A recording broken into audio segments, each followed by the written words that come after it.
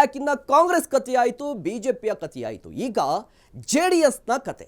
ಏನು ಜೆಡಿಎಸ್ನ ಕತೆ ಅಂತ ಹೇಳಿದ್ರೆ, ಜೆಡಿಎಸ್ ರಾಜ್ಯಾಧ್ಯಕ್ಷರಿಗೆ ಸಂಬಂಧಪಟ್ಟಂತೆ ಒಂದು ಮಹತ್ವದ ಮೀಟಿಂಗ್ ನಡೆಯಲಿದೆ.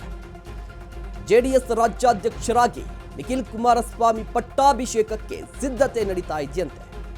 ಕಾರ್ಯಕರ್ತರನ್ನ ವಿಶ್ವಾಸಕ್ಕೆ ತೆಗೆದುಕೊಂಡಕ್ಕೆ ಎಚ್ ಡಿ ಕುಮಾರಸ್ವಾಮಿ ಅವರು ಮುಂದಾಗಿದ್ದಾರೆ. ದೇವೇಗೌಡರ ನೇತೃತ್ವದಲ್ಲಿ ಮಾರ್ಚ್ 6ನೇ ತಾರೀಕು ಒಂದು ಸಭೆ ಇದೆ. ಆ ಸಭೆಯಲ್ಲಿ ಅಂತಿಮ ನಿರ್ಧಾರವನ್ನು ತೆಗೆದುಕೊಳ್ಳುವ ಸಾಧ್ಯತೆ ಇದೆ. ಜೆಡಿಎಸ್ ಕಚೇರಿಯಲ್ಲಿ ಸಭೆ ಕರೆದಿದ್ದಾರೆ. ಈ ಸಭೆಯಲ್ಲಿ ದೇವೇಗೌಡರು, ಕುಮಾರಸ್ವಾಮಿ ಸೇರಿದಂತೆ ಸಾಕಷ್ಟು ಜನರು ಕೂಡ ಭಾಗಿಯಾಗ್ತಾರೆ.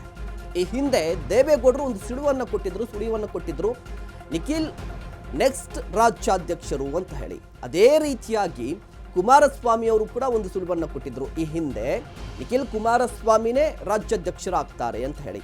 ಈಗ ಆ ರಾಜ್ಯಾಧ್ಯಕ್ಷರಾಗ್ತಾರೆ ಅಂತ ಸುಳಿವು ಕೊಟ್ಟಿದ್ದಾಯಿತು, ಬಟ್ ಅಧಿಕೃತವೂ ಆಗ್ತಾ ಇರಲಿಲ್ಲ.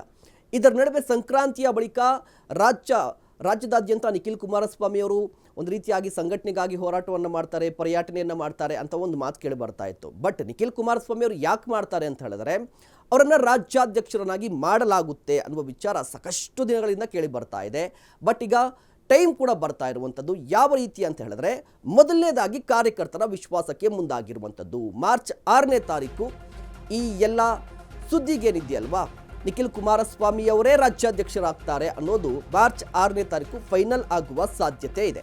ಇದರ ಜೊತೆಗೆ ಸರ್ಕಾರದ ವಿರುದ್ಧ ಹೋರಾಟವನ್ನು ನಡೆಸಬೇಕಾಗಿದೆ ಜೆಡಿಎಸ್. ಈ ಎಲ್ಲ ವಿಚಾರಗಳ ಬಗ್ಗೆ ಸಭೆಯಲ್ಲಿ ಚರ್ಚೆ ನಡೆಸ್ತಾರಂತೆ. ಮೇ 18ನೇ ತಾರೀಕು ದೇವೇಗೌಡರ ಹುಟ್ಟುಹಬ್ಬ ಇದೆ.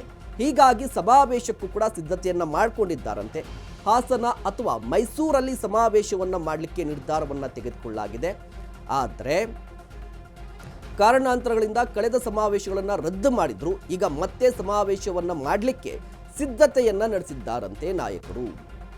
ಸಭೆಯಲ್ಲಿ ಜೆಡಿಎಸ್ ರಾಜಕೀಯ ಭವಿಷ್ಯದ ಕುರಿತಾಗಿ ಚರ್ಚೆ ನಡೆಸ್ತಾರೆ.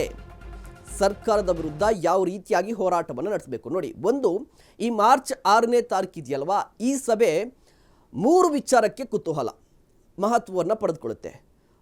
ಒಂದು ವಿಚಾರ, ರಾಜ್ಯಾಧ್ಯಕ್ಷರ ಆಯ್ಕೆ.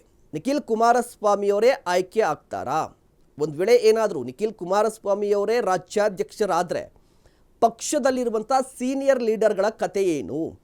ಈಗಾಗಲೇ ಜಿಟಿ ದೇವೇಗೌಡರು ರೆಬಲ್ ಆಗಿದ್ದಾರೆ. ಒಂದಿಷ್ಟು ಬಹಿರಂಗವಾಗಿ ಹೇಳಿಕೆಗಳನ್ನು ಕೊಟ್ಟಿದ್ದು, ಅವರು ಯಾವ ರೀತಿಯ ನಿರ್ಧಾರವನ್ನು ತೆಗೆದುಕೊಳ್ತಾರೆ ಅದೊಂದು. ಅದಾದ ನಂತರ ಜೆಡಿಎಸ್ ಸಂಘಟನೆಗೆ ಸಂಬಂಧಪಟ್ಟಂತೆ ಈಗ ನೋಡಿ, ರಾಷ್ಟ್ರೀಯ ಪಕ್ಷಗಳ ಅಬ್ಬರದ ನಡುವೆ ಜೆಡಿಎಸ್ ಸದ್ದು ತುಂಬ ಕಡಿಮೆ ಆಗಿದೆ. ಸಂಘಟನೆ ಮಾಡಬೇಕಾಗಿದೆ. ಪಕ್ಷಕ್ಕಾಗಿ, ಪಕ್ಷದ ದೃಷ್ಟಿಕ್ಕಾಗಿ ಯಾವ ರೀತಿ ಸಭೆಗಳನ್ನು ನಡೆಸ್ತಾರೆ, ಯಾವ ರೀತಿ ಕ್ರಮಗಳನ್ನು ತೆಗೆದುಕೊಳ್ತಾರೆ. ಇದಾದ ನಂತರ ಸರ್ಕಾರದ ವಿರುದ್ಧ ಹೋರಾಟವನ್ನು ಮಾಡಬೇಕಾಗಿರುವಂಥದ್ದು. ಈ ವಿಚಾರಗಳನ್ನು ಚರ್ಚೆ ಮಾಡುವ ಸಾಧ್ಯತೆ ಇದೆ. ಇದರ ಜೊತೆಗೆ ಜೆಡಿಎಸ್ ಇತ್ತೀಚೆಗಷ್ಟೇ ಒಂದು ದೊಡ್ಡ ಸಮಾರಂಭ ಅಥವಾ ಸಭೆಯನ್ನು ನಡೆಸಲಿಕ್ಕೆ ಮುಂದಾಗಿತ್ತು, ಸಮಾವೇಶವನ್ನು. ಬಟ್ ಅದು ಕಾರಣಗಳಿಂದ ರದ್ದಾಗಿರುವಂಥದ್ದು.